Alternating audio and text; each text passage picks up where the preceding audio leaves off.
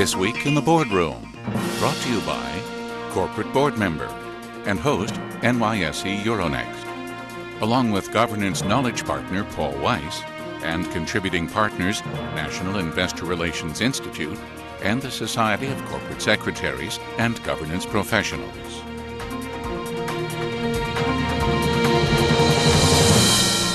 Welcome to this edition of This Week in the Boardroom. I'm TK Kerstetter with corporate board member, and it's my pleasure to welcome a guest, in fact a returning guest, Walter Ricciardi, who is a partner with Paul Weiss and is the former Deputy Director of Enforcement for the SEC. Walter, it's a pleasure to have you back again. It's my pleasure, TK. Thanks for having me back. Well, we always talk about regulatory issues and enforcement when you're here because that's your space. And since you've been here last, which has been at least 6 months ago, we've had some interesting experiences with the U.S. Chamber and the Business Roundtable suing the SEC's regulation and the court upholding their suit.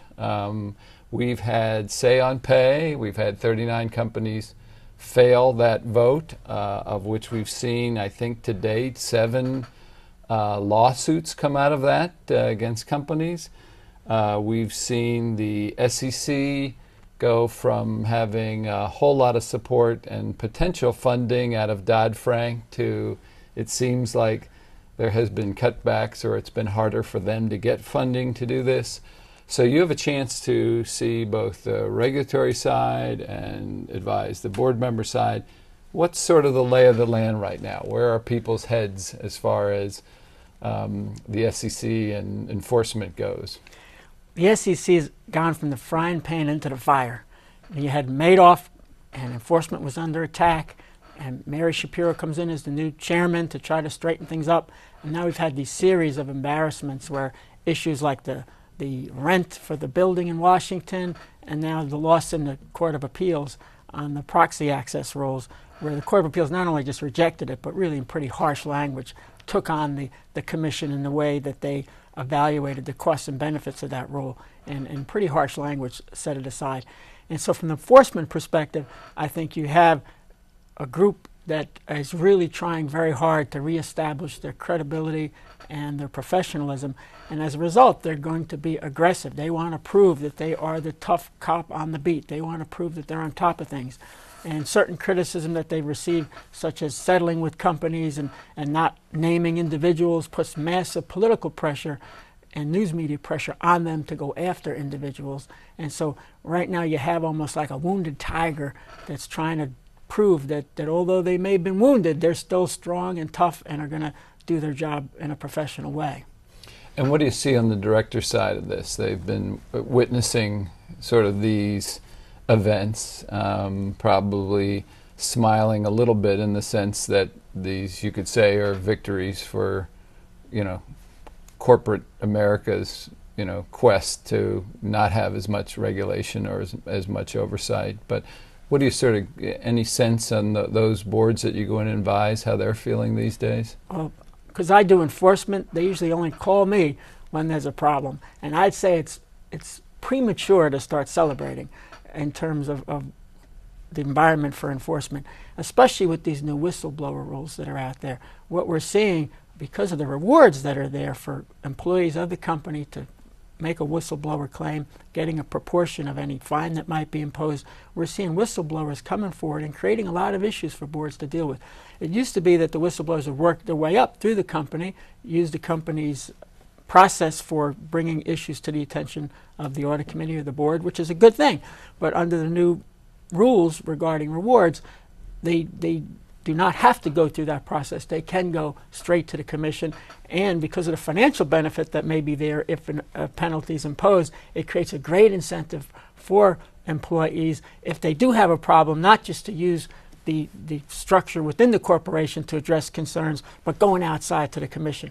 And once the commission hears about it, it triggers, because of the Madoff environment, people are afraid to close anything. If they get allegations from an employee that there might be a problem of fraud, they're going to want to follow up. The enforcement division is going to insist on following up on that.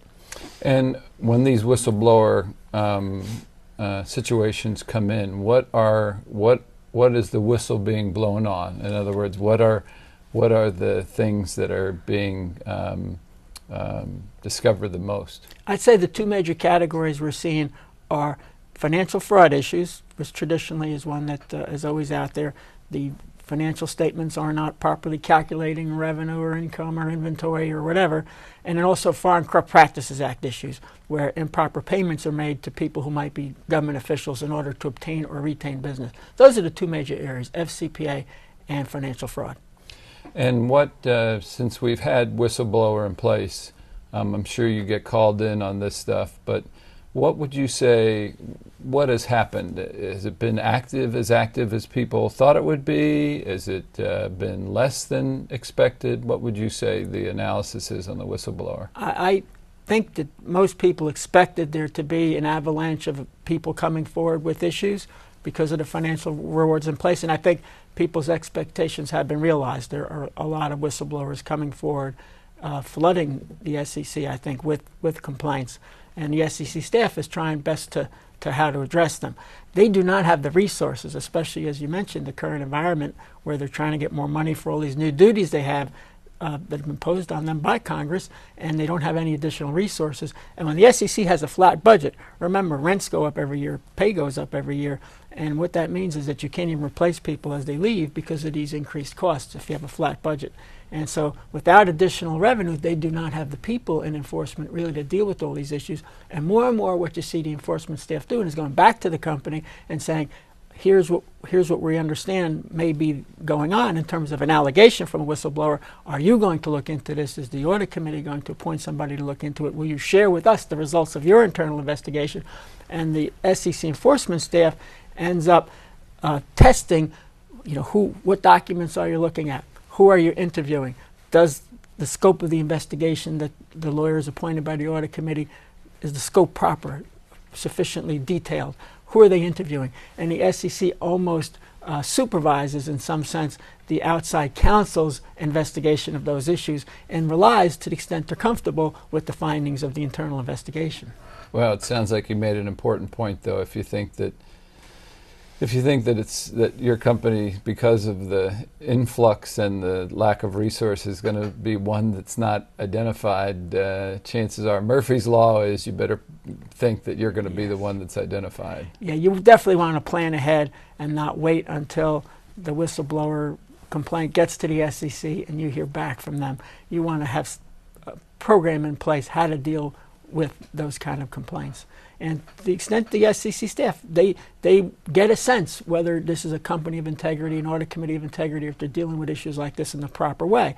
And because they have limited resources, they tend to put their resources where they feel the company isn't behaving with integrity and dealing with these issues appropriately. Yeah, and hopefully nobody's thinking that way. We want everybody on the front end to be thinking of the integrity and competing ethically. And Right. Hopefully that's not an issue with any of our companies. But you have the chance to go in to talk to a lot of boards.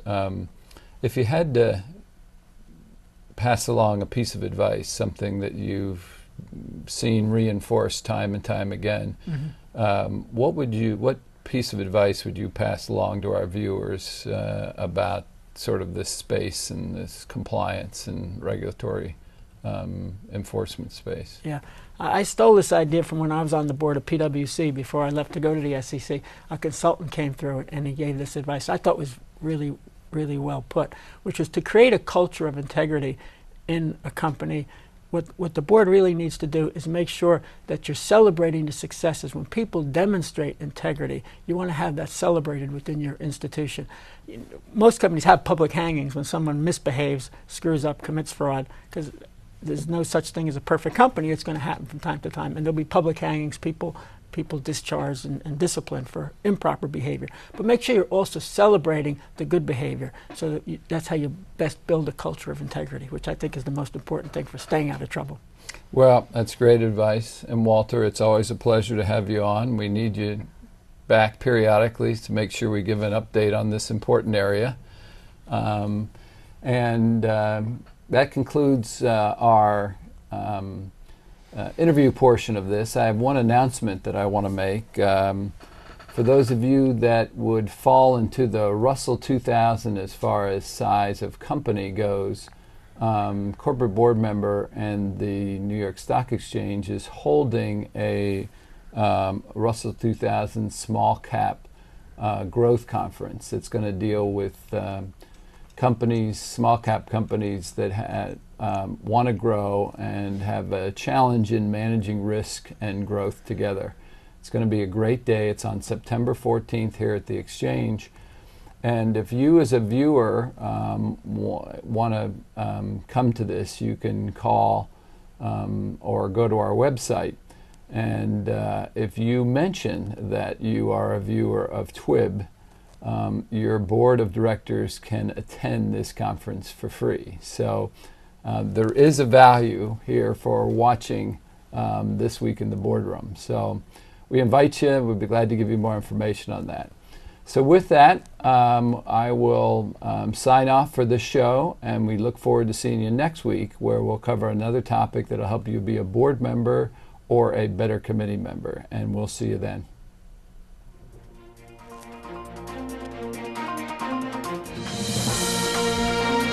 Join us again next week for This Week in the Boardroom, brought to you by corporate board member and host NYSE Euronext, along with governance knowledge partner Paul Weiss and contributing partners National Investor Relations Institute and the Society of Corporate Secretaries and Governance Professionals.